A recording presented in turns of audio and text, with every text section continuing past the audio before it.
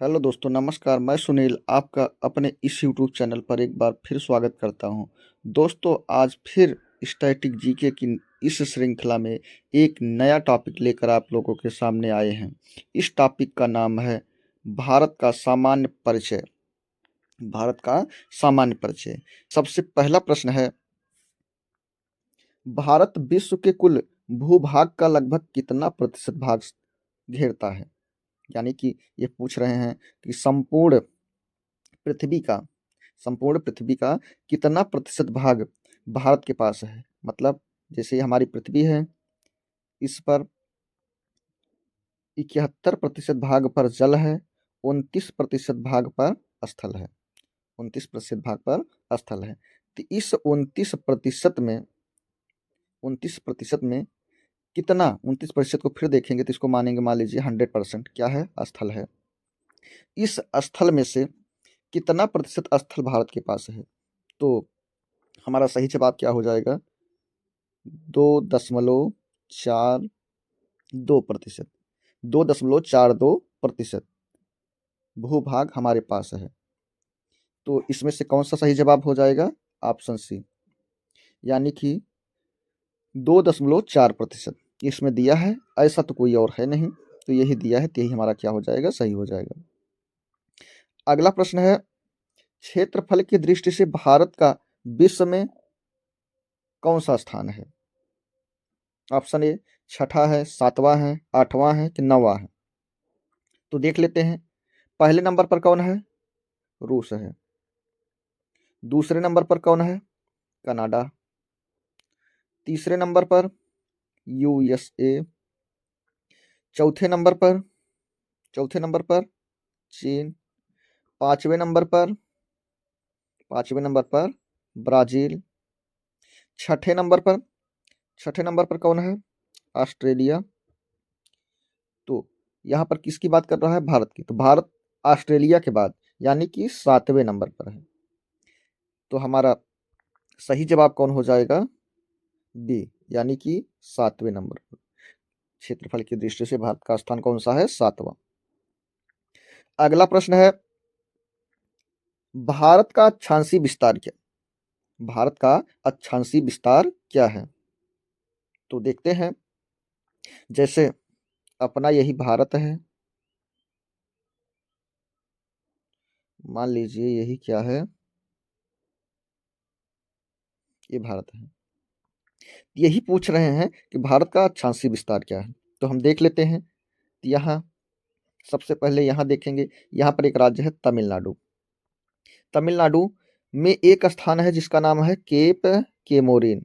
यहाँ से जो अक्षांश रेखा गुजरती है वह है 8 डिग्री 4 मिनट उत्तरी अक्षांश।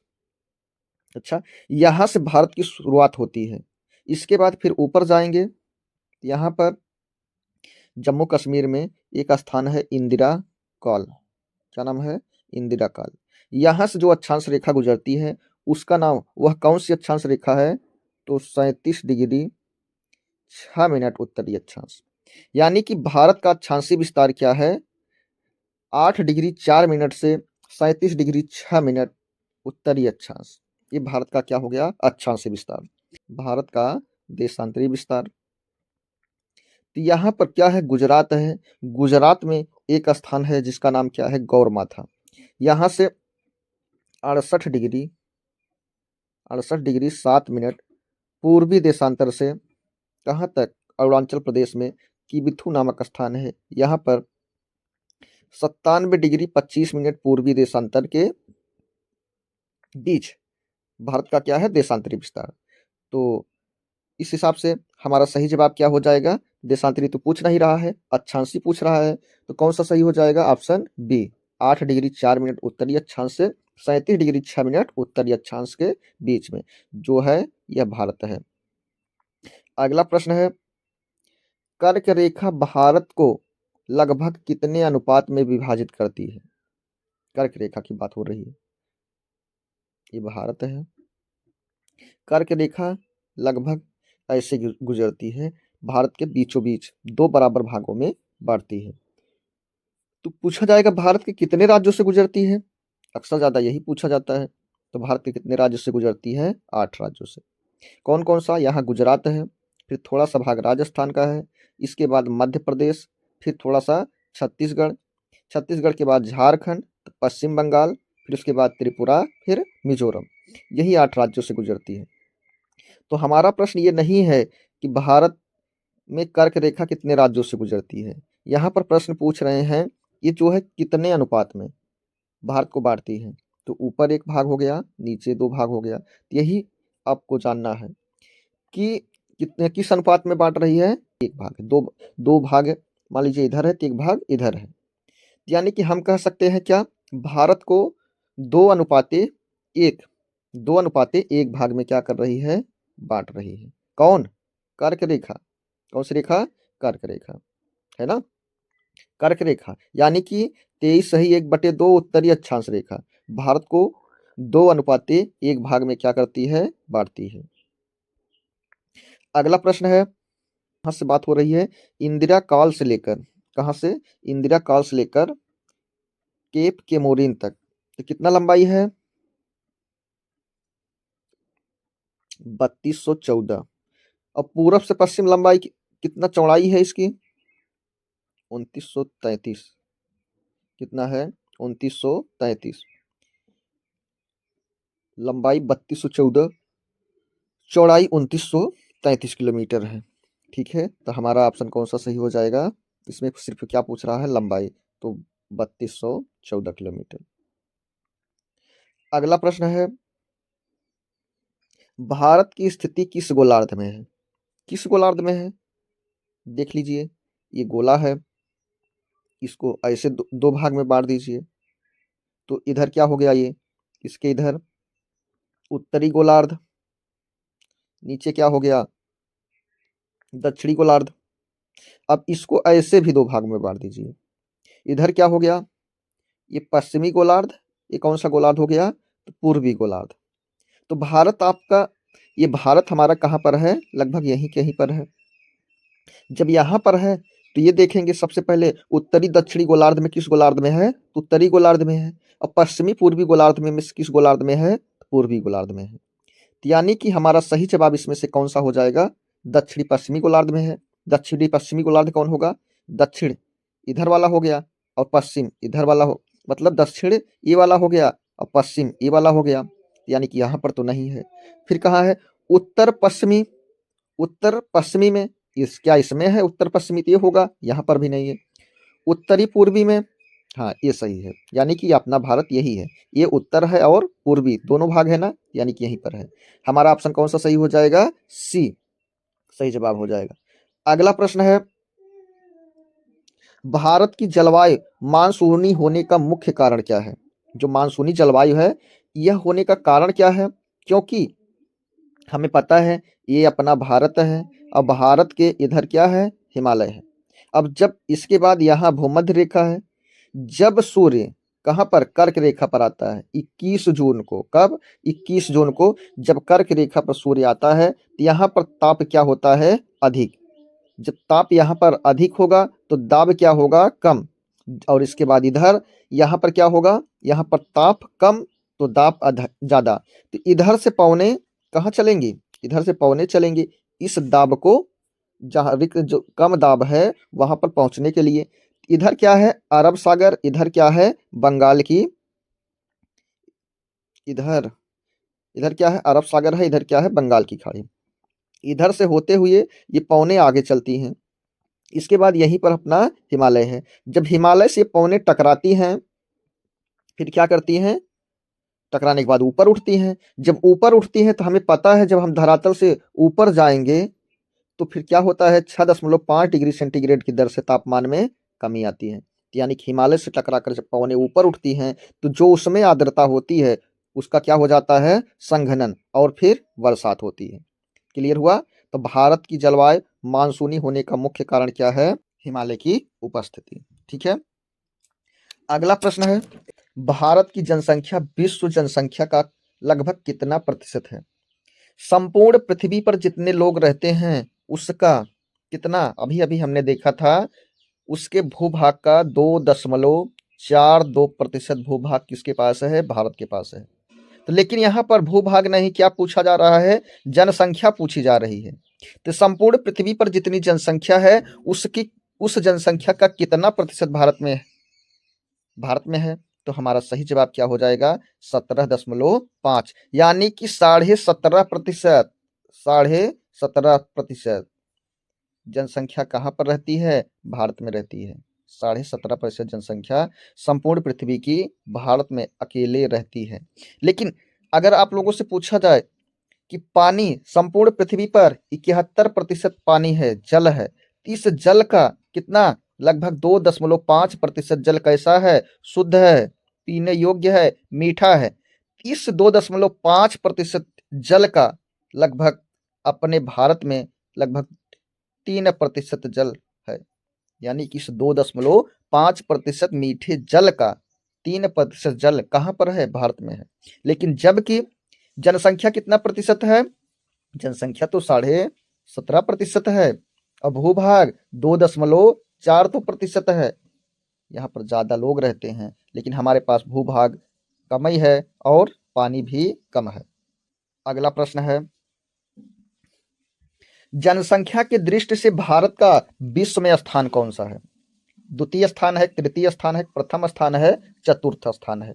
तो 2011 की जनगणना के अनुसार भारत का स्थान दूसरा था। अगर उसके अनुसार देखेंगे तो भारत संपूर्ण जनसंख्या में, जनसंख्या की दृष्टि से कौन सा स्थान हो जाएगा, दूसरा स्थान हो जाएगा।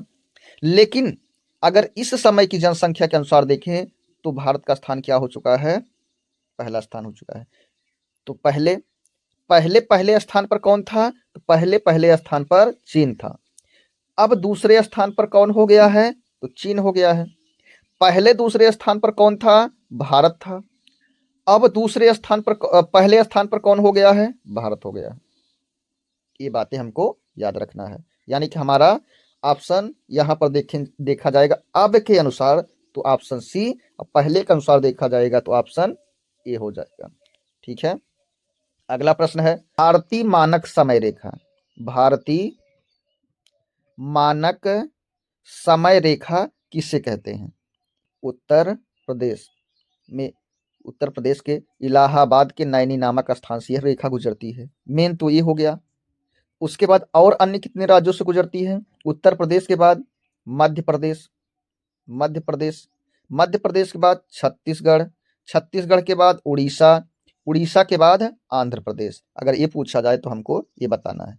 अब मेन चीजें हैं, कौन सी देशांतर रेखा, किस देशांतर रेखा को कहते हैं, तो कहते हैं 82 डिग्री 30 मिनट पूर्वी देशांतर रेखा को क्या कहते हैं, भारतीय मानक समय रेखा। यानी कि ऑप्शन सी हमारा क्या हो जाएगा, सही जवाब। अगला प्रश्न है, भारत की स्थलीय सीमा कितने देशों से लगती है। ये स्थलीय सीमा की बात कर रहे हैं, भारत की कितने देशों से लगती है, तो देख लेते हैं फटाफट। ये अपना भारत है, तो भारत है तो सबसे पहले यहाँ पर देखेंगे कौन सा देश है, पाकिस्तान। कौन सा देश है, पाकिस्तान है। पाकिस्तान के बाद फिर थोड़ी सी सीमा अफगानिस्तान से भी लगती है यहाँ पर, कितना 106 किलोमीटर। अफगानिस्तान के बाद फिर चीन, चीन भी है 3488 किलोमीटर। इसके बाद फिर नेपाल, कितना 1751। फिर भूटान 699, भूटान के बाद म्यांमार, कितना 1643 किलोमीटर। फिर यहाँ पर बांग्लादेश, कितना 4096 किलोमीटर। कितने देश हो गए, पाकिस्तान 1 हो गया, पाकिस्तान के बाद अफगानिस्तान 2 हो गया, चीन 3, नेपाल 4, भूटान 5, म्यांमार 6, बांग्लादेश 7। हालांकि यहाँ श्रीलंका भी है, लेकिन यह स्थलीय सीमा साझा नहीं करता है। इसके बीच में क्या है, जल है। जल इन दोनों को क्या कर देता है, अलग कर देता है। तो हमारा कौन सा ऑप्शन सही हो जाएगा, ऑप्शन बी, यानी कि 7 देश हैं। अगर पूछा जाए कितने किलोमीटर है, यहां से लेकर यहां तक कितना किलोमीटर है स्थलीय सीमा या अंतरराष्ट्रीय सीमा, तो हमारा जवाब क्या हो जाएगा, 15,200 किलोमीटर। अगला प्रश्न है, भारत की समुद्री सीमा किस महासागर से संबंधित है। समुद्री सीमा, या ये है समुद्री सीमा की बात कर रहे हैं। यहाँ क्या है, अरब सागर, यहाँ पर क्या है, हिंद महासागर, यहाँ पर क्या है, बंगाल की खाड़ी, बंगाल की खाड़ी पूरब में, पश्चिम में अरब सागर, दक्षिण में हिंद महासागर। तो यहाँ पर पूछ रहा है कि कौन जुड़ा है भारत से, कौन सा सागर, क्या प्रशांत सागर जुड़ा है, दूर दूर तक नहीं है। अटलांटिक, ये तो कहाँ पर है, ये तो यूरोप और उत्तरी अमेरिका, दक्षिणी अमेरिका, अफ्रीका के बीच में है, ये भी नहीं है। आर्कटिक एकदम उत्तरी ध्रुव पर है, तो फिर कौन सा है, हिंद महासागर। ऑप्शन सी हमारा क्या हो जाएगा सही जवाब। अगला प्रश्न है, भारत में कुल राज्यों की संख्या, कहाँ की बात कर रहे हैं, भारत में। क्या पूछा जा रहा है, राज्यों की संख्या पूछी जा रही है, यानी भारत में कुल कितने राज्य हैं। तो पहले कितने राज्य थे, 29 थे, फिर कितने हो गए, 28, अभी घट गया। कौन, जम्मू कश्मीर को 2 केंद्र शासित प्रदेशों में बांट दिया गया। कौन कौन सा, जम्मू, यानी कि जम्मू एंड कश्मीर और लद्दाख, दोनों को क्या बना दिया गया, केंद्र शासित प्रदेश। तो अब कितने हो गए हैं, 28, यानी कि हमें याद कर लेना है 28 राज्य और 8 केंद्र शासित प्रदेश हैं। यह केंद्र शासित प्रदेश पूछा नहीं गया, तो हमारा सही जवाब क्या हो जाएगा, ऑप्शन सी। अगला प्रश्न है, भारत में केंद्र शासित प्रदेशों की संख्या, तो ये तो पता है, इसमें क्यों समय वेस्ट करें, कितना है, 8, यानी कि ऑप्शन सी क्या हो जाएगा, सही जवाब हो जाएगा। अगला प्रश्न है, भारत को उपमहाद्वीप कहे जाने का मुख्य कारण क्या है। पहला है, क्या विशाल जनसंख्या है, ये तो है, इससे नहीं लेना देना। प्राचीन सभ्यता, ये भी अकेले नहीं है। राजनीतिक संरचना, ये भी नहीं है। देखते हैं ये क्या है, भौगोलिक विविधता व विशालता, यानी कि जो भारत है यह भौगोलिक दृष्टि से क्या है, विविध है, यानी कि यहाँ पर देखेंगे पर्वत भी है, पठार भी है, मैदान भी है, झील भी है, यानी कि विश्व की प्रमुख जलवायु भी है। यहाँ पर हर मौसम, हर दशाएं, हर चीजें, हर संसाधन भारत में पाई जाती है, और उसके साथ साथ क्या है, विशाल है। यही सबसे बढ़िया उत्तर है, यानी कि हमारा इसका सही जवाब क्या हो जाएगा, ऑप्शन सी। अगला प्रश्न है, भारत की स्थिति एशिया महाद्वीप के किस भाग में है। किसकी बात हो रही है, भारत की स्थिति पूछ रहे हैं, एशिया के किस भाग में है। तो लगभग यही देखेंगे आप, एशिया है यहाँ पर।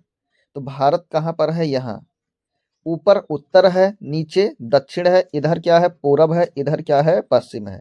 तो भारत की स्थिति यहीं पर है, यानी कि सीधी सीधी बात है, अगर पूछा जाए तो कहाँ पर है भारत, तो दक्षिण में, यानी कि ऑप्शन सी क्या हो जाएगा, सही जवाब हो जाएगा। अगला प्रश्न है, भारत की स्थलाकृति में सर्वाधिक क्षेत्र किसका है। मतलब भारत की स्थलाकृतियां देख लेते हैं। उत्तर में सबसे क्या है, हिमालय है। इसके बाद दक्षिण में क्या है, दक्षिण का पठार है। हिमालय और दक्षिण के पठार के बीच में क्या है, मैदान है। और इसके किनारे किनारे क्या है, तटीय मैदान है। यहाँ पर थोड़ा सा मरुस्थल है। उसके बाद छोटे छोटे द्वीप समूह है। इनमें से सबसे ज्यादा क्षेत्रफल किसका है, क्या हिमालय का है, कि मैदान का है, कि पठार का है, किसका है। तो सबसे ज्यादा भाग किसका है, ये दक्षिण के पठार का। और याद रखना, दक्षिण का पठार जो है सबसे ज्यादा क्षेत्रफल रखता है भारत में। लेकिन इसके बाद ये भी पूछा जाए, ये जो दक्षिण का पठार है यह सबसे प्राचीन स्थलाकृति है, सबसे प्राचीन स्थलाकृति है, भारत की सबसे प्राचीनतम भाग है। यह किसका भाग है, गोंडवाना लैंड का। किसका भाग है, गोंडवाना लैंड का। वैसे वर्तमान में भारत कहाँ पर है, एशिया महाद्वीप में। लेकिन आपसे प्रश्न है, प्राचीन काल में भारत किसका भाग था, आप कमेंट बॉक्स में बताएंगे। तो हमारा उत्तर इसका सही जवाब क्या हो जाएगा इस प्रश्न का, तो पठारी क्षेत्र। ठीक है। अगला प्रश्न है, भारत की सीमाएं कितने समुद्री खाड़ियों से, कितने समुद्रों और खाड़ियों से लगती हैं। तो हम ये जान ही चुके हैं। इधर क्या है, बंगाल की खाड़ी है। इधर क्या है, अरब सागर है। क्या है, अरब सागर है। इधर क्या है, हिंद महासागर। तभी तो इसे प्रायद्वीप कहते हैं। भारत के इस भाग को क्या कहते हैं, प्रायद्वीप। क्यों, क्योंकि 3 तरफ से किससे घिरा हुआ है, जल से। तो यानी कि हमारा सही जवाब क्या हो जाएगा, ऑप्शन सी, तीर। अगला प्रश्न है, निम्न में से कौन सा तथ्य भारत की भौगोलिक स्थिति का प्रभाव दर्शाता है? भाषाई विविधता, मानसूनी वर्षा प्रणाली, संसदीय शासन, संघीय व्यवस्था। तो यहाँ पूछ क्या रहे हैं, निम्न में से कौन सा तथ्य भारत की भौगोलिक स्थिति का प्रभाव दर्शाता है? यहाँ पर भौगोलिक स्थिति की बात हो रही है, तो क्या भाषाई विविधता दर्शाती है? बिल्कुल नहीं। संसदीय शासन व्यवस्था, ये भी नहीं। संघीय व्यवस्था, ये भी नहीं। ऑप्शन बी हमारा क्या हो जाएगा सही जवाब, मानसूनी वर्षा प्रणाली, ये भौगोलिक स्थिति को दर्शाता है। तो दोस्तों, ये रहा हमारा आज का 20 प्रश्न। आज का हमारा ये 20 प्रश्न था, जो कि सबसे ज़्यादा महत्वपूर्ण है। ठीक है, इतना याद कर लीजिए। इसके बाद फिर मिलते हैं स्टैटिक जीके की इस श्रृंखला में किसी नए टॉपिक के साथ। तब तक के लिए नमस्कार।